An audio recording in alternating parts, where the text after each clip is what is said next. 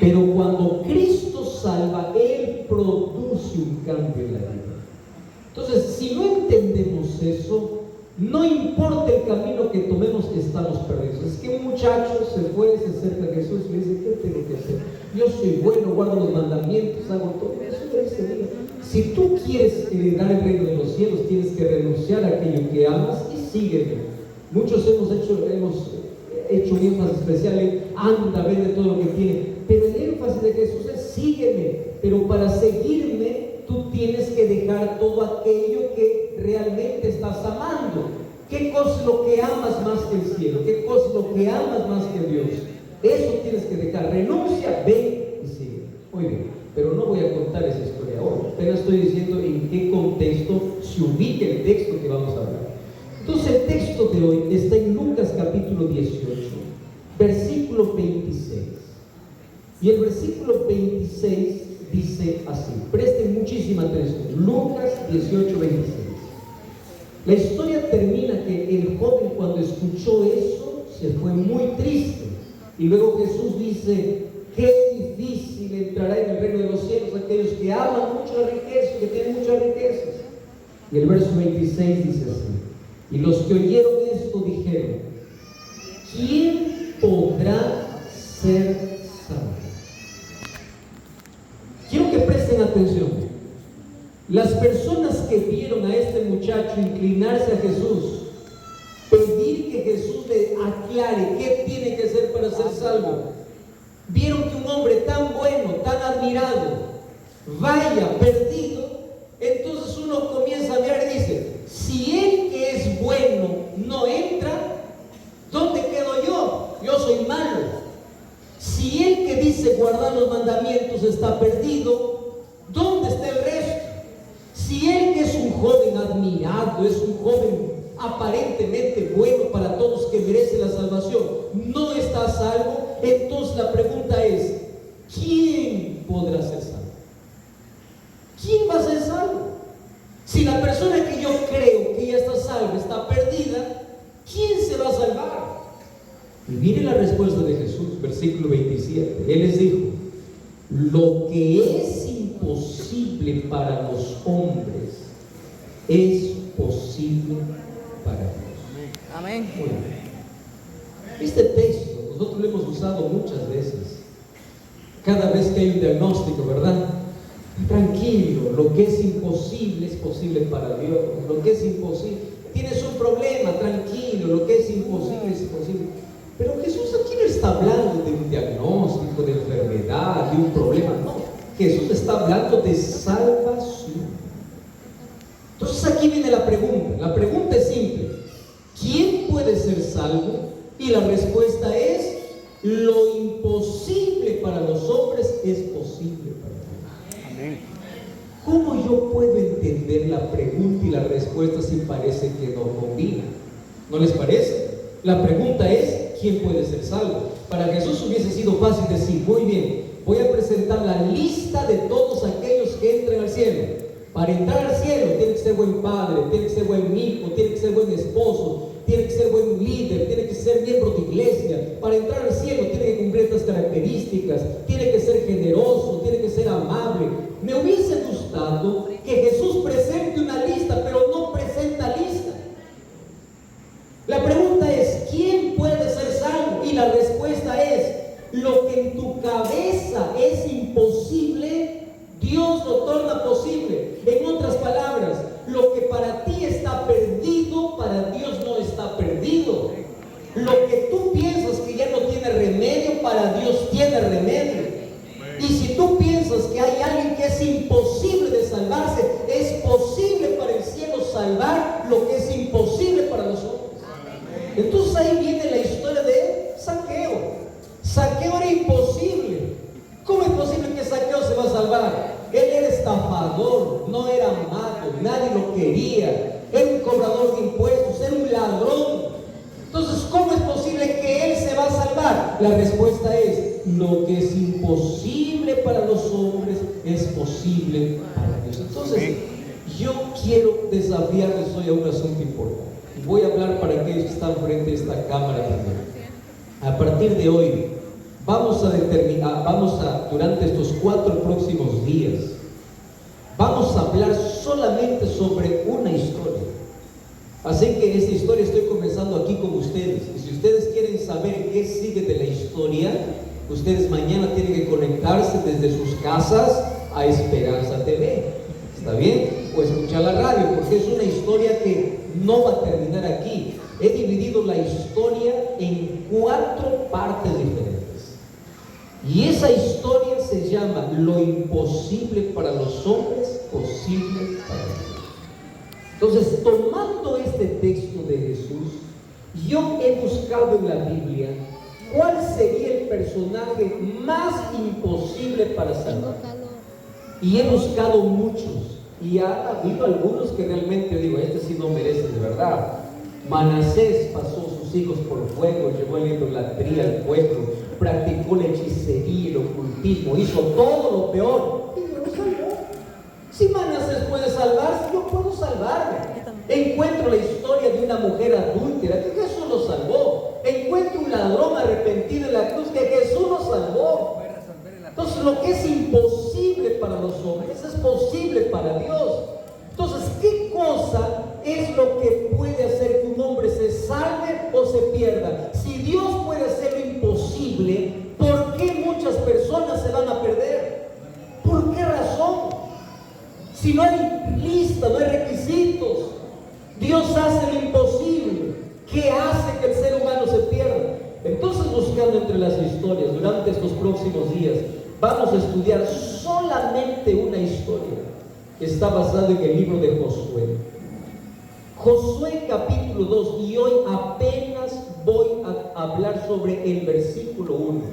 Y yo les garantizo una cosa, esta historia es una historia fascinante, porque aquí vamos a encontrar qué es imposible para los hombres y qué es posible para Dios, hablando de salvación.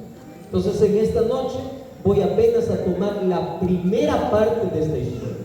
Y dice el texto así: Josué, hijo de Nun, envió desde Sittim 2 espías secretamente diciendo: vayan y reconozcan la tierra y vayan a Jericó. Y ellos fueron y entraron en casa de una ramera que se llamaba Rahab, y entraron ahí. Muy bien, eso es todo, eso es todo nuestra historia. Ustedes quieren saber más de la historia, mañana, ¿correcto? Tienen que ustedes conectarse. ¿Qué cosa me llama la atención aquí? Si es que hay una imposibilidad de salvación, es esta historia. Por 2 razones. Primera razón, porque Jericó estaba a punto de recibir el juicio divino. Jericó había llegado a la profundidad del mal. Jericó era idólatra e inmoral. El pueblo de Dios se encargaría de poder ejecutar. En Jericó no había nada bueno, nada rescatable, nada, absolutamente nada. Y para colmo, cuando van los espías a reconocer la tierra de Jericó, entran en la casa de una ramera. Y ahí viene la pregunta: una ramera en una ciudad idólatra, inmoral, ¿podrá ser salva? ¿Podrá ser salva? Eso es imposible para los hombres. Totalmente imposible.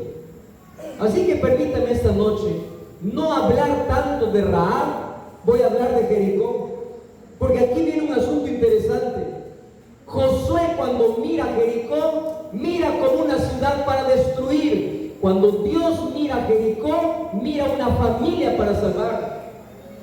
Mientras el pueblo estaba estudiando una estrategia de guerra, Dios estaba derramando allí su gracia. Mientras todos estaban mirando Jericó, la ciudad inmoral, Dios miró en una prostituta lo imposible, lo que nadie ve, lo que nadie conoce. Y Dios es capaz de descender a la ciudad más inmoral, al pueblo más pestilente, a la vida más destruida, para hacer lo imposible. ¿Y qué cosa es esto imposible? Entonces, en esta noche queremos analizar un asunto interesante. ¿Cómo es posible que en una ciudad donde era una causa perdida puede existir una hija de Dios? Déjenme aquí abrir mi corazón para hablarles sobre un asunto que a mí me llama la atención. ¿Ustedes saben dónde la mayoría de personas piensa que están los hijos de Dios? En una iglesia. Vamos a los hijos de Dios en una iglesia. ¿Dónde están los hijos de Dios? Los hijos de Dios son las personas buenas. ¿Quiénes son los hijos de Dios? Los padres buenos. ¿Quiénes son hijos de Dios? Personas que merecen. Eso es nuestro concepto sobre hijo de Dios. Ahora quiero que entiendan una cosa. Para Dios, sus hijos no están solamente en lugares buenos. Para Dios, sus hijos pueden estar en los lugares más pestilentes del mundo. Amén. Nuestra perspectiva es distinta. Es más, quiero abrir mi corazón aquí. Yo encontré más sinceridad en una prisión que en una iglesia. He encontrado gente más arrepentida en los lugares más inimaginables que en los lugares más religiosos donde se habla de Dios. Les voy a decir por qué razón. ¿Saben por qué? ¿Cuántas veces yo he visitado una prisión para poder predicar el evangelio? No quiero decir que esta es la realidad de todos, mas en la mayoría de los que están allí, cuando comenzamos a conversar, comienzan a llorar y a lamentar y dice: pastor, yo estoy totalmente arrepentido. Miran sus manos, soy un asesino. Miran su vida, miran su pasado, miran su familia destruida, su vida acabada, y dice: yo necesito de Dios, yo necesito de arrepentimiento, yo necesito de perdón. Yo nunca vi gente tan quebrada en una prisión. Mas cuando yo voy a la iglesia y predico a la iglesia piensa así: yo no necesito de arrepentimiento, yo soy bueno, yo hago cosas buenas, yo hago esto, hago lo otro, yo no maté, yo no robé. Hay más peligro en aquel que se cree bueno que en aquel que está totalmente hundido. ¿Saben cuál es el problema de aquel que se cree bueno? Que no tiene necesidad de arrepentimiento. Porque confunde que solo tiene que arrepentirse aquel que hizo cosas malas. Mas la Biblia me dice que el arrepentimiento no es por hacer cosas malas. El arrepentimiento es por vivir separado de Dios. Y hay tanta gente buena que está perdida haciendo cosas buenas, pero lejos de Dios, que necesita de arrepentimiento. Y yo encuentro más sinceridad en gente que está allí. Para mí ese no merece, ese ya es caso perdido, ese es la oveja negra, ese no tiene solución. Allí Dios tiene sus hijos. Donde el mundo, donde la gente ve que está perdido, Dios tiene hijos, hijos que ama, hijos que restaura, hijos que va a escribir una historia diferente. En medio de Jericó, de la podredumbre de Jericó, Dios tenía una Rahab, y Rahab, aun cuando era prostituta, nadie sabía el arrepentimiento y la sinceridad que había dentro de su corazón. ¿Saben? Los seres humanos tenemos un problema cuando comenzamos a definir la palabra pecado. Para muchos la palabra pecado es un conjunto de acciones malas: matar, robar, mentir, hacer, no hacer. Entonces yo comienzo a decir: yo no mato, no miento, no robo, no soy infiel, no hago esto, y está, soy bueno. Ustedes escucharon a tantas personas decir: yo no necesito de Dios, ¿para qué? Yo soy mejor que los cristianos. Escucharon a tanta gente decir: ¿para qué voy a la iglesia si ellos están peor que yo? Porque la persona más peligrosa no es la que está hundida en pecado. La persona más peligrosa es la persona que está hundida en su propio ego. El orgullo impide que el corazón pueda ser quebrado, impide que Cristo pueda salvar. Las personas más perdidas muchas veces son las que hacen más cosas buenas. Y con esto no te estoy condenando por hacer las cosas buenas. Lo que te estoy diciendo es que el corazón más endurecido endurecido no es aquel que practica el mal. El corazón más endurecido es aquel que piensa que todo está bien y no necesita de Dios. Ahí está Rahab. Rahab vive en la oscuridad. Rahab vive en la prostitución. Mientras toda la gente lo miraba como prostituta, Dios lo miraba como hija. Mientras todos miraban las murallas, Dios miraba su casa. Mientras todos juzgaban como juicio, Dios miraba la salvación. Porque Dios mira lo que nadie ve. Amén. Para la gente tú puedes tener una etiqueta. Para la gente tú puedes ser malo. La gente puede conocerte por tu pecado. Mas Dios conoce lo que puede ser su gracia. La gente puede mirar Jericó. Dios está mirando un corazón dispuesto. Dios no está mirando lugares difíciles, Dios está mirando corazones abiertos. Es por eso que Jesús fue capaz de ir hasta un pozo para esperar a una mujer que solamente Él conocía la necesidad de su corazón, de la mujer samaritana. Es por eso que Jesús fue a Jericó y pudo entrar a la casa de Zaqueo. Aun cuando para todos Zaqueo era un caso perdido, para Jesús no lo era. Jesús entró a un cementerio donde había un hombre endemoniado, caso perdido para todos, pero Dios no conoce un caso perdido. Donde todos miran una casa, Dios miraba una mujer que tenía la necesidad de cambiar. Yo aprendí a mirar a las personas de otra forma. ¿Saben qué cosa es lo natural? Mirar a alguien por lo que hizo y despreciarlo y alejarse de esa persona. Ahí va el borracho, ahí va el drogadicto, ahí va el adúltero. Así somos los seres humanos. En lugar de mirarnos en un espejo, miramos por la ventana. Y comenzamos a mirar y a compararnos con todo el mundo, en lugar de mirarnos en un espejo quién realmente somos. Pero hay algo interesante dentro de esta historia. Es que Jesús no mira lo que el ser humano hace. Jesús mira no solamente el problema, Jesús mira la intención. Jesús no solamente mira lo que está haciendo, Jesús mira el por qué lo hace. Jesús no solamente mira el pecado, Jesús mira el corazón quebrado. Lo que la gente no mira, Dios estaba mirando en Rahab, ¿qué cosa? Un corazón dispuesto que a pesar de que estaba en el pecado, ella quería ser libertada. No importa en qué pecado estés, si en tu corazón hay necesidad de ser libre, entonces tú no eres nunca un caso perdido. No importa la lucha, el problema, la necesidad, el pozo donde tú hayas caído en la vida. Aquí me interesa un asunto interesante de esta historia. Es que antes que los espías lleguen para Jericó, el Espíritu Santo ya estaba trabajando en ellos. Y este es un asunto interesante que ayuda a entender todo el plan de salvación. Nunca el pastor llega primero.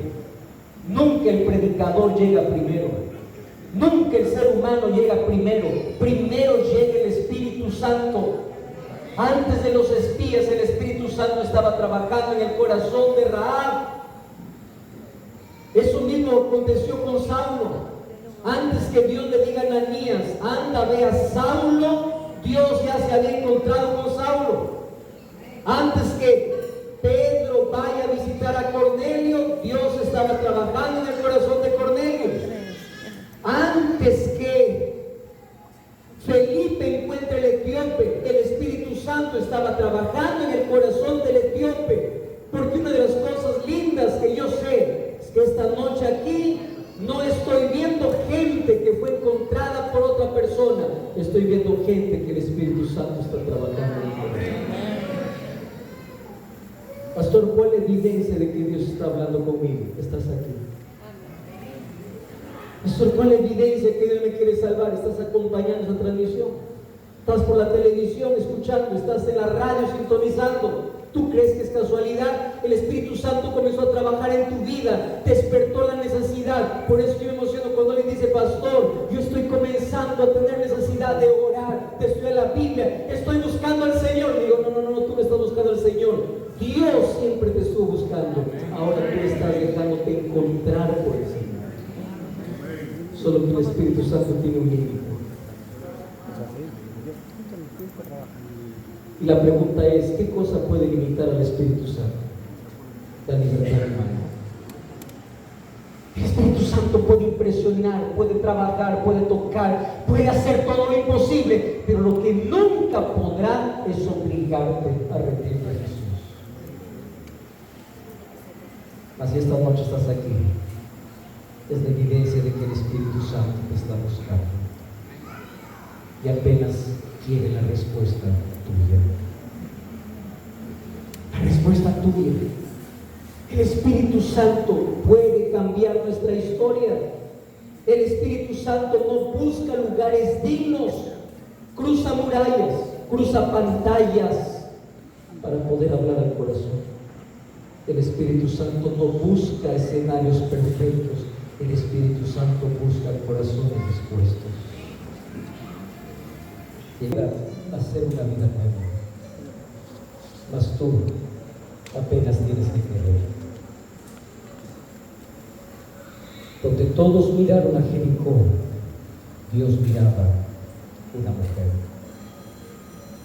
Donde todos esperaban destrucción, Dios miraba un corazón dispuesto. Y yo quedé impresionado con todo lo que el Espíritu Santo puede hacer. Hace algunos años yo leí una historia, entre las tantas historias. Quedé impresionado con la historia de Nicky Cruz. De paso, esta es una historia bastante conocida. Nicky Cruz nació en Puerto Rico. Sus padres practicaban la brujería y el ocultismo. Su madre maltrataba tanto a su hijo que el apodo que le puso a su hijo fue hijo del demonio. Así que en la infancia Nicky recibió todos los maltratos físicos y psicológicos. Un día su padre, no aguantando más la conducta de su hijo, lo mandó a vivir con su hermana a Nueva York. Por su vida tan dura y tan rebelde, lo mandó allá para que aprenda a sobrevivir literalmente. Cuando Nicky llegó para Nueva York, una noche salió por las calles de Brooklyn. Y en esas calles él se involucró en una pandilla. La pandilla se llamaba Mau Maus. No pasó mucho tiempo en que él se convirtió en el líder de la pandilla. Por su carácter que tenía, duro, destemido, no tenía miedo a nada, a nadie. Su vida estaba hundida solamente en drogas, prostitución. Todas las noches él andaba con armas, su vida era tiroteos de un lado para otro.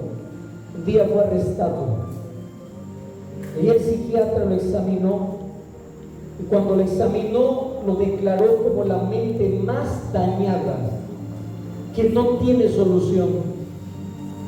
Y si no tiene solución, el psiquiatra dijo, el único futuro para este muchacho es una silla eléctrica. Él estaba condenado a morir. Un día, en el barrio más oscuro donde él estaba, apareció un predicador llamado Wilkerson.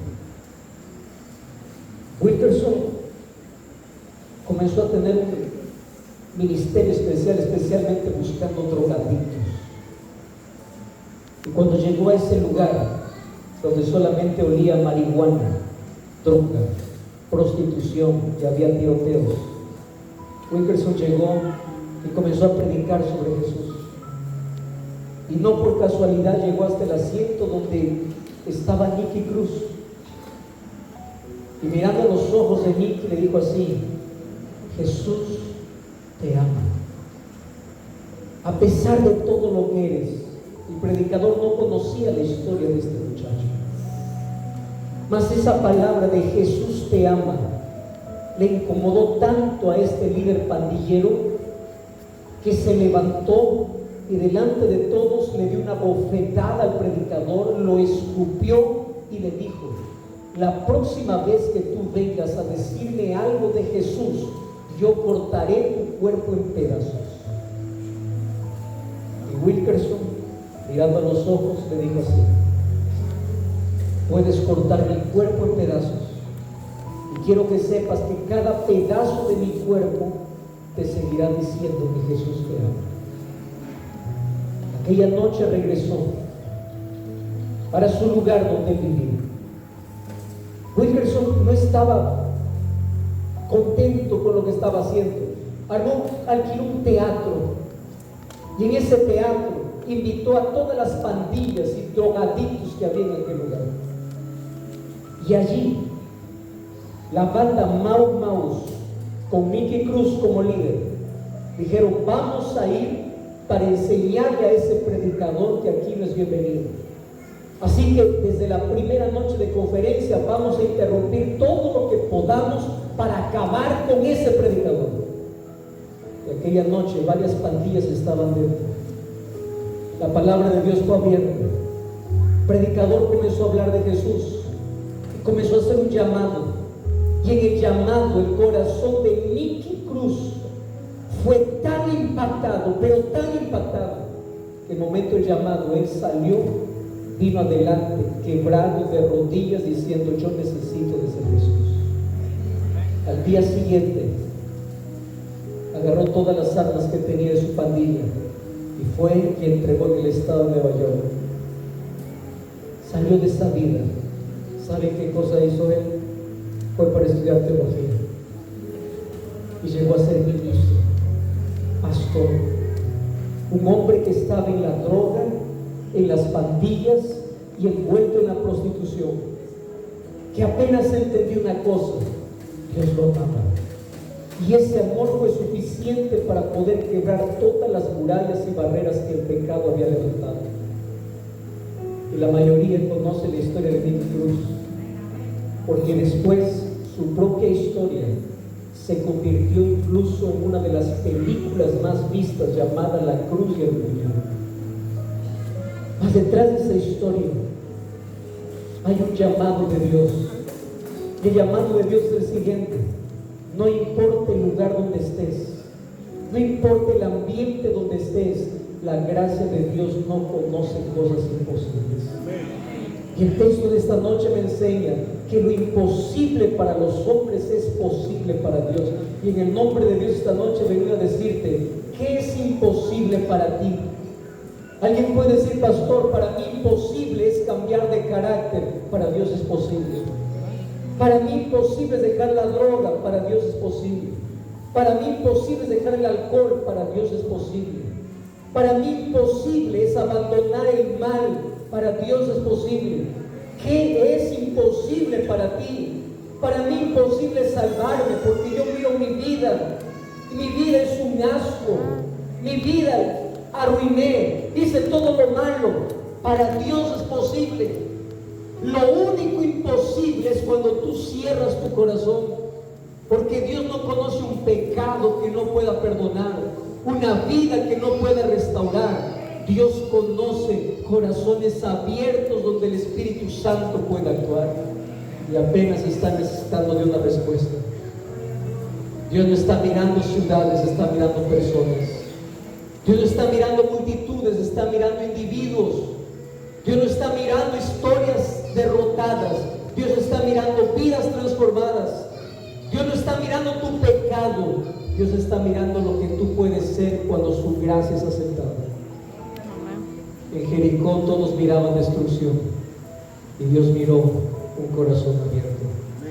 Y la pregunta esta noche es: ¿cuántos corazones abiertos habrán aquí? ¿Cuántas personas dispuestas habrán aquí? ¿Cuántas personas están luchando con algo imposible esta noche? Quieren dejar lo imposible para Dios.